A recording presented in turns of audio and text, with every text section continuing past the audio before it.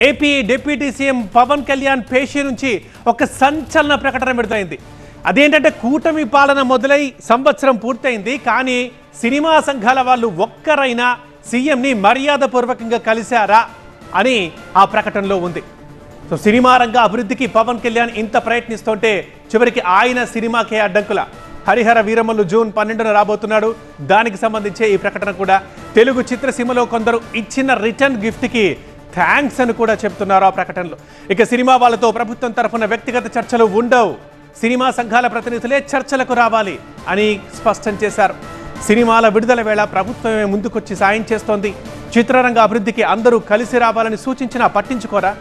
గత ప్రభుత్వం వ్యక్తుల్ని చూసి పనిచేసింది, కక్ష సాధింపులకు దిగింది. కానీ కూటమి ప్రభుత్వం అలా కాదు, వ్యక్తుల్ని చూడదు, సినిమా రంగ అభివృద్ధినే చూస్తుంది. అయినా ఇలా చేస్తారా అంటూ ఆ ప్రకటనలో ఉంది.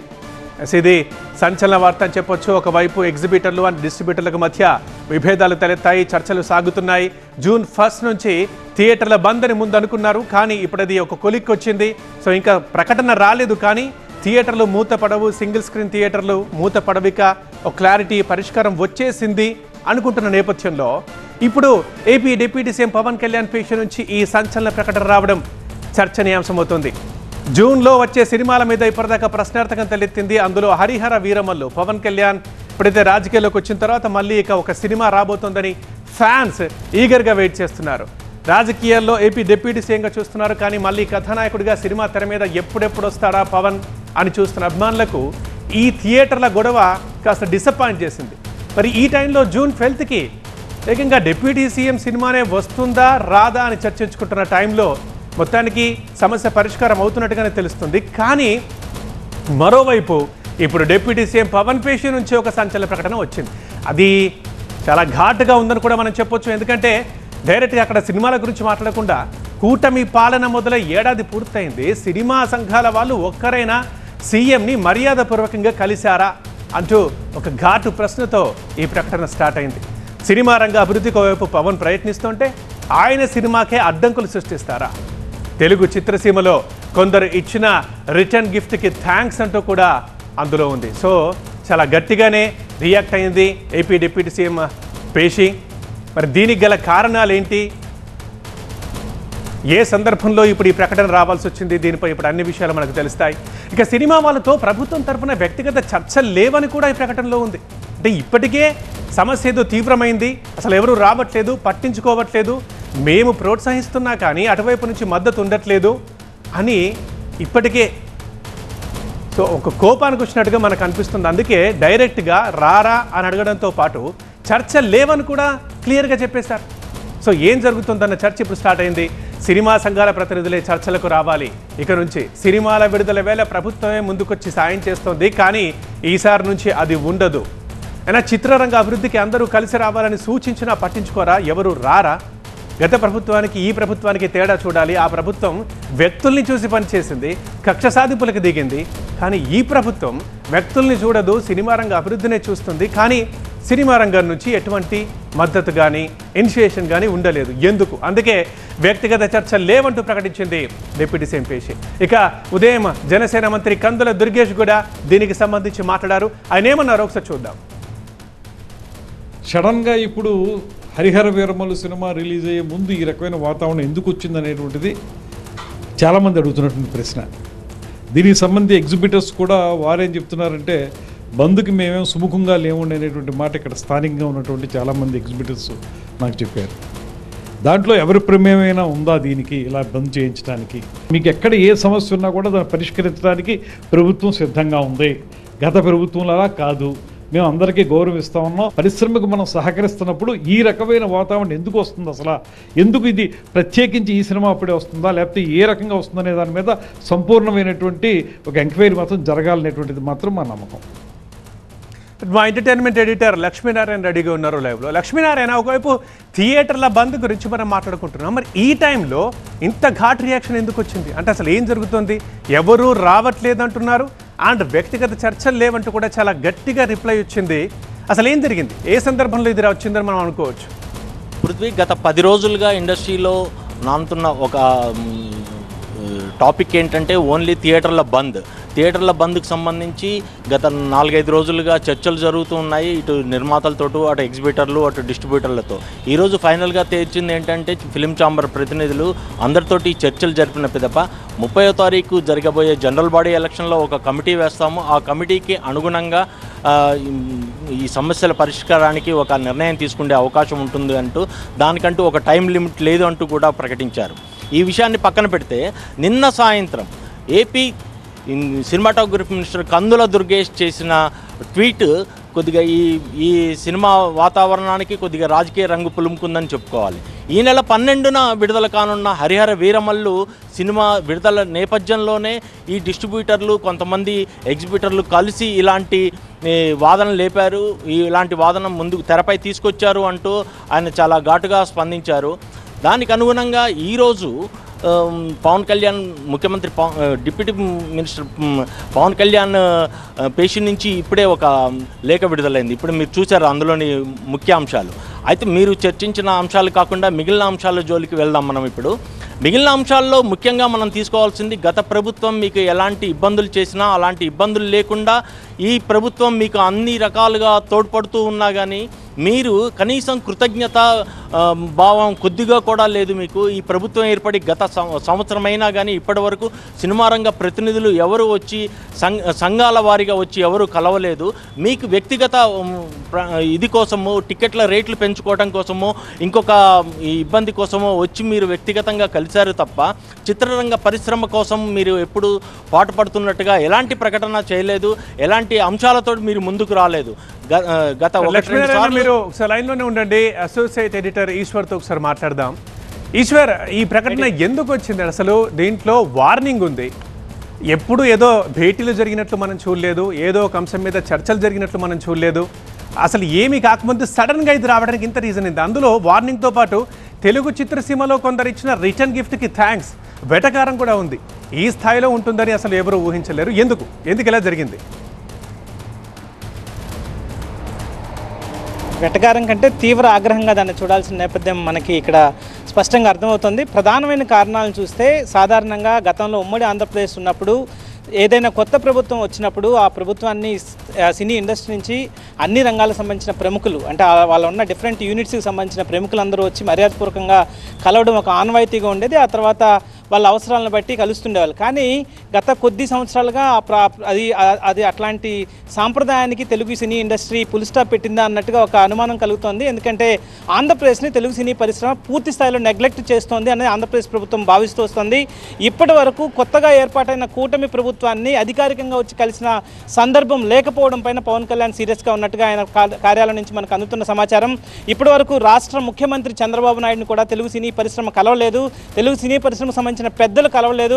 కేవలం కొన్ని సందర్భాల్లో గతంలో బాలకృష్ణకు సంబంధించిన సినీ జీవితం 50 సంవత్సరాలు పూర్తి చేసుకున్న సందర్భంగా కొంతమంది నిర్మాతలు వచ్చి ఆహ్వానించడం జరిగింది. లేకపోతే ఇంకొక సందర్భంలో పవన్ కళ్యాణ్ని కొంతమంది కలవడం జరిగిందే తప్పనిచ్చి అరవింద్, లేకపోతే కొంతమంది ఇండస్ట్రీకి సంబంధించిన ప్రొడ్యూసర్స్ కావచ్చు, వాళ్ళు కొంతమంది వ్యక్తిగత అవసరాల నేపథ్యంలోనే వచ్చి కలుస్తున్నట్టుగా చెప్పారు. కానీ అప్పుడు అరవింద్ కావచ్చు, లేకపోతే దిల్ రాజు కావచ్చు, ఇట్లాంటి వాళ్ళు, దగ్గుపాటి సురేష్ ఖాన్ వీళ్ళు వచ్చినప్పుడు కూడా ముఖ్యమంత్రిని గతంలో కలవలేదు. కేవలం పవన్ కళ్యాణ్ మాత్రమే కలిసి వెళ్ళారు. ఆ సమయంలో పవన్ కళ్యాణ్ కూడా చాలా స్పష్టంగా చెప్పింది ఏంటంటే, కేవలం మీరు వ్యక్తిగత అవసరాల కోసం రావద్దు, అందరూ కలిసి రావాల్సిన బాధ్యత ఉంటుంది, అందరూ కలిసి రండి. అదే సమయంలో కమిటీ, రాష్ట్రంలో సినీ ఇండస్ట్రీని అభివృద్ధి చేయడానికి ఒక కమిటీ వేయాలనుకుంటున్నాం, దానికి మీ నుంచి ఒక కమిటీకి సంబంధించిన పేర్లు సిఫార్సు చేయండి అని పవన్ కళ్యాణ్ వాళ్ళని కోరడం జరిగింది. కానీ ఇప్పటి వరకు అట్లాంటి కమిటీకి సంబంధించి ఎవరి పేర్లని సూచించకపోవడం, పూర్తి స్థాయి నిర్లక్ష్యంగా వ్యవహరించడం, అదే సమయంలో నిర్లక్ష్యంగా వ్యవహరిస్తున్నట్టుగా పవన్ కళ్యాణ్ భావిస్తున్నారు. అదే సమయంలో ఆంధ్రప్రదేశ్లో ఈ షూటింగ్లకి అనువైన లొకేషన్స్ ఉన్నాయి. ఇక్కడ షూటింగ్స్ తీసుకున్న వాళ్ళకి మాత్రమే ఇక్కడ టికెట్ ధర పెంపుకు సంబంధించి కావచ్చు, లేకపోతే ఇంకేదైనా మినహాయింపులు కావచ్చు, ఇట్లాంటి ఇస్తామని చెప్పినప్పటికీ అవేమీ పట్టించుకోకుండా కేవలం సినిమాలు రిలీజ్ అయ్యే సమయంలో మాత్రమే వాళ్ళు వచ్చి కొంతమంది ఇండస్ట్రీకి సంబంధించిన వాళ్ళని తీసుకురావడం కావచ్చు, లేకపోతే సినిమాటోగ్రఫీ మంత్రిని కలిసి వాళ్ళు విజ్ఞప్తులు చేస్తున్నారు. అయినా పాజిటివ్గా రెస్పాండ్ అవుతున్నారు. లక్ష్మీనారాయణ, ఎందుకు ఏపీ ప్రభుత్వం నుంచి చిత్రసీమకు సంబంధించి ఇంత ఘాటైన ఒక ప్రకటన రావాల్సిన పరిస్థితి ఎందుకు ఏర్పడింది? అండ్ దట్టు మంత్రి కందుల దుర్గేష్ మాట్లాడుతూ అన్నారు, పవన్ కళ్యాణ్ సినిమా రిలీజ్ కి ముందే ఇలాంటి సిచ్యువేషన్ ఎందుకు క్రియేట్ అయింది, కావాలని క్రియేట్ చేశారా అనే క్వశ్చన్ కూడా ఆయన రేస్ చేశారు. వాస్తవానికి ఈ సినిమా రిలీజ్ అనౌన్స్మెంట్కి ముందే ఈ థియేటర్ బంద్ వివాదము కొద్ది తెరపైకి వచ్చినట్టుగా ఉంది. అయితే దీనికి సంబంధించి ఇప్పుడు తెరపైకి రావడానికి రాజకీయ రంగు మూర్చుకోవడానికి కారణం కందుల దుర్గేష్ చేసిన కామెంట్స్. కందుల దుర్గేష్ చేసిన కామెంట్స్ నేపథ్యంలో ఈరోజు అత్యవసరంగా ఈ ఫిలిం ఛాంబర్ ప్రతినిధులు, డిస్ట్రిబ్యూటర్లు, ఎగ్జిబిటర్లు, నిర్మాతలతో మీటింగ్ ఏర్పాటు చేసి బంద్ ప్రకటనని ప్రస్తుతానికి వాయిదా వేయడం జరిగింది. అయితే ఈ నేపథ్యంలో పవన్ కళ్యాణ్ ఆఫీస్ నుంచి ఈ ప్రెస్ నోట్ రావడం వెనుక ఇండస్ట్రీ వర్గాలు చాలా ఇదిగా ఉన్నాయి. ఆగ్రహం అంటే చాలా ఇబ్బందిగా పరిస్థితి ఉంది. ఇప్పటి వరకు ఆంధ్రప్రదేశ్లో ఏ సినిమాకి సంబంధించైనా కానీ, ఎలాంటి అవసరాలకైనా కానీ, ఆడియో ఫంక్షన్లకు కానీ, ప్రీ రిలీజ్ ఫంక్షన్లకు కానీ, ఎలాంటి వాటికైనా కానీ అనుమతులు చాలా వేగంగా వచ్చాయి. కానీ ఇప్పుడు పరిస్థితులు ముఖ్యమంత్రి పవన్ కళ్యాణ్ కార్యాలయం నుంచి ప్రకటన వచ్చిన నేపథ్యంలో ఇప్పటి నుండి థియేటర్లకు సంబంధించి ఎక్కువ రేట్లు వసూలు చేసిన వాటికి సరైన పన్ను కట్టారా లేదా, థియేటర్స్లో సరైన ఫెసిలిటీస్ ఉన్నాయా లేవా, ఇలాంటి అంశాలన్నిటిపైన కూడా చాలా సమగ్రంగా నివేదికలు కోరే అవకాశం ఉంది. కనీసం ప్రభుత్వం అధికారంలోకి వచ్చి సంవత్సరం అయింది, ఇప్పటి వరకు అసలు చిత్రసీమ నుంచి ఎవరూ వచ్చి ముఖ్యమంత్రిని కలవలేదు అని చెప్పి చాలా క్లియర్గా ప్రెస్ నోట్లు మనకు కనిపిస్తోంది. ఎందువల్ల చిత్ర పరిశ్రమ నుంచి అలాంటి ప్రయత్నమే జరగలేదా, లేకపోతే వాళ్ళు పలుమార్లు ప్రయత్నించిన అపాయింట్మెంట్స్ దొరకలేదా, లేదా అసలు అలాంటి ప్రయత్నమే జరగలేదు? అలాంటి ప్రయత్నం జరగలేదనే చెప్పుకోవాలి. ఎందుకంటే ఎవరికి సంబంధించిన సినిమా రిలీజ్ అవుతే వాళ్ళు మాత్రం వెళ్ళి టికెట్ల రేట్లు పెంచుకోవడానికి మాత్రం అపాయింట్మెంట్ దొరుకుతుంది, మిగిలిన అంశాలకు సంబంధించి మాత్రం అపాయింట్మెంట్ దొరుకుతుంది. కనీసం వీళ్ళు ఎప్పుడూ వ్యక్తిగతంగా ఒకళ్ళిద్దరు ముఖ్యమంత్రిని కలిశారు తప్ప ఈ అసోసియేషన్ల ద్వారీగా ఎప్పుడు వెళ్ళి కలిసే ప్రయత్నము చేయలేదు. పవన్ కళ్యాణ్ని మాత్రమే ఒక 4-5 నిర్మాతలు, దిల్ రాజు, సురేష్ బాబు, అశ్విని దత్ ఇలాంటి నిర్మాతలు కలిసినప్పుడు మీరంతా ఒక కాంప్రహెన్సివ్గా ఒక ప్రణాళిక తీసుకొని వస్తే ముఖ్యమంత్రి గారితో చర్చించి ఆ మిగిలిన విషయాలన్నిటిపై, అభివృద్ధిపై, చిత్ర పరిశ్రమ అభివృద్ధిపై ఆంధ్రప్రదేశ్ ప్రభుత్వం చాలా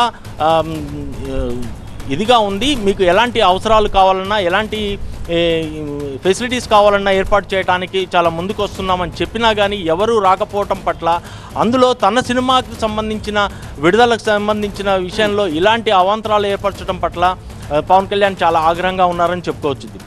లక్ష్మీనారాయణ, ఇప్పుడు చూసాం ఇంతకుముందు కూడా సినిమా వాళ్లకు ప్రభుత్వానికి సంబంధించి అని అభిప్రాయ భేదాలైనా లేదా సమస్యల పరిష్కారాలైనా సరే సమావేశాలు చూసాం, కాస్త ఘాటు మాటలు చూసాం. కానీ ఈ స్థాయిలో ఇలా ఒక డిప్యూటీ సీఎం పేషి నుంచి ఇట్లాంటి వార్నింగ్ ఇస్తూ లేఖ రావడం అనేది మనం ఎప్పుడూ చూడలేదు. అయితే ఈ స్థాయిలో ఇక్కడ దాకా ఏం జరిగింది అనేది ఇప్పుడు అంతా క్వశ్చన్. మరి ఇప్పుడు సినిమా వాళ్ళ ముందున్న ఆప్షన్ ఏంటి? మీరు ఇప్పుడు దీన్ని చూస్తున్నాం, ఇంత గట్టి మాటలు మనకు కనిపిస్తున్నాయి, వ్యక్తిగత చర్చలు లేవంటున్నారు, ఇక నుంచి వేరేలా ఉంటుంది సీన్ అన్నట్లుగా ఉంది ఈ ప్రకటన. సో మరి ఇప్పుడు సినిమా వాళ్ళు ఏం చేస్తే సినిమా బాగుంటుంది? సినిమా బాగుండాలి అంటే అసలు సగటు ప్రేక్షకుడికి జరుగుతున్న ఫెసిలిటీస్ విషయంలో చాలా జాగ్రత్తగా గమనించే ఏర్పాటు జరుగుతోంది. అంటే సగటు ప్రేక్షకుడు థియేటర్కి వచ్చిన సగటు ప్రేక్షకుడికి కావాల్సిన ఫెసిలిటీస్, అతనికి ఇచ్చే టికెట్పై వచ్చే ఆదాయం ఎంత వస్తుంది ఈ సినిమా థియేటర్ల మీద, అసలు సినిమా థియేటర్లన్నీ ఒరిజినల్ యాజమానులు నడుపుతున్నారా, లేదు అంటే లీజుదారులు నడుపుతున్నారా, ఈ విషయాలన్నిటిపై చాలా సమగ్రంగా నివేదిక కోరుతుంది పవన్ కళ్యాణ్ ఆఫీస్ నుంచి.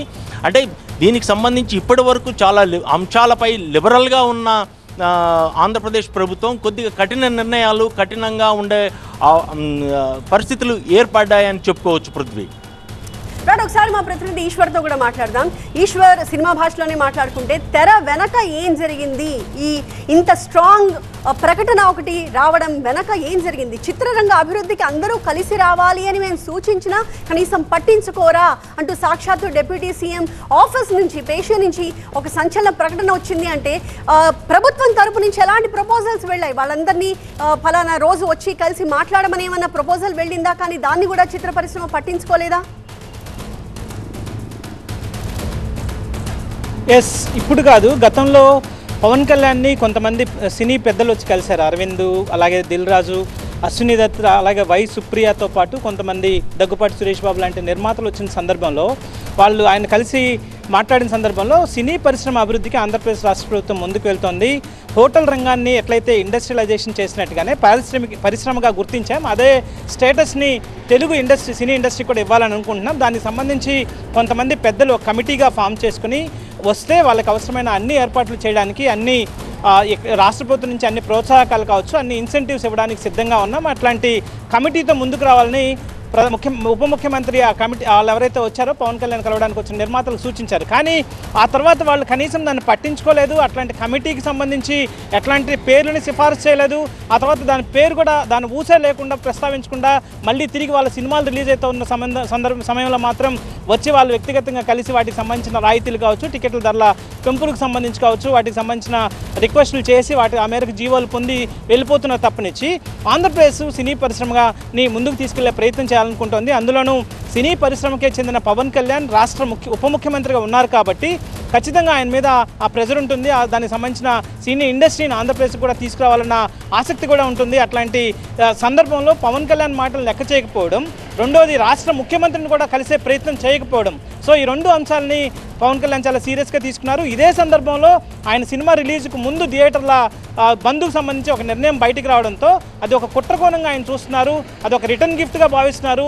నేనేదో గిఫ్ట్ ఇద్దాం సినీ ఇండస్ట్రీకి, ఆంధ్రప్రదేశ్ ఉప ముఖ్యమంత్రిగా ఉన్న నేపథ్యంలో తాను ఏదో పరిశ్రమకి చేయూతనిద్దామని అనుకుంటున్న సమయంలో దాన్ని తీసుకోవడానికి బదులు తిరిగి నాకు రిటర్న్ గిఫ్ట్ ఇచ్చే ప్రయత్నం ఈ బంద్ చేయాలని మీరు నిర్ణయించుకోవడం ద్వారా ఇచ్చారు కాబట్టి దాన్ని నేను స్వీకరిస్తున్నాను అంటే ఒక పెద్ద ఎత్తున ఒక వార్నింగ్ అనుకోవచ్చు. అదే సమయంలో ఒక పెద్ద ఎత్తున దానికి సంబంధించి సినీ పరిశ్రమలో జరుగుతున్న తప్పులను ఎత్తి చూపే ప్రయత్నం అనుకోవచ్చు. సో పవన్ కళ్యాణ్ చేసిన ఈ ప్రయత్నం మాత్రం రాష్ట్రంలో ప్రస్తుతం సంచలనంగా మారే నేపథ్యం అయితే కనిపిస్తోంది.